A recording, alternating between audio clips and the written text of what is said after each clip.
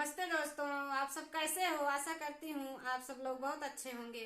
मैं एक बन्ना बन्नी गीत सुनाने जा रही हूँ, जैसे लगे कमेंट करके जरूर बताना।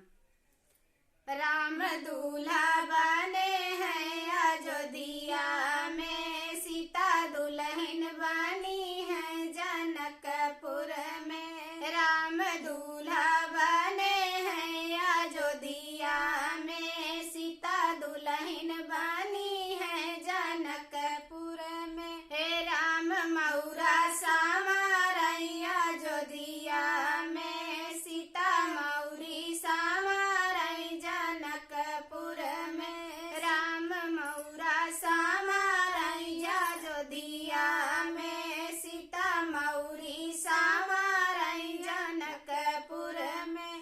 राम दूल्हा बने हैं अयोध्या में, सीता दुल्हन बनी है जनकपुर में।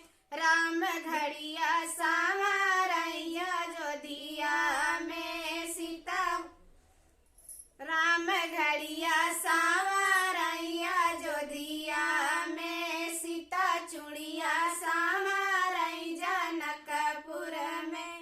राम घड़िया सामारैया अयोध्या में, सीता चूड़िया सामारई जनकपुर में। राम दूल्हा बने हैं अयोध्या में, राम दूल्हा बने हैं अयोध्या में, सीता दुल्हन बनी है जनकपुर में। राम जोड़ा सामारैया अयोध्या में, सीता चुनरी सामारई जनकपुर में।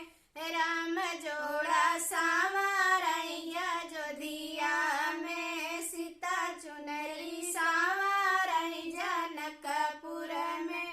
राम दूल्हा बने हैं अयोध्या में, सीता दुल्हन बनी है जनकपुर में।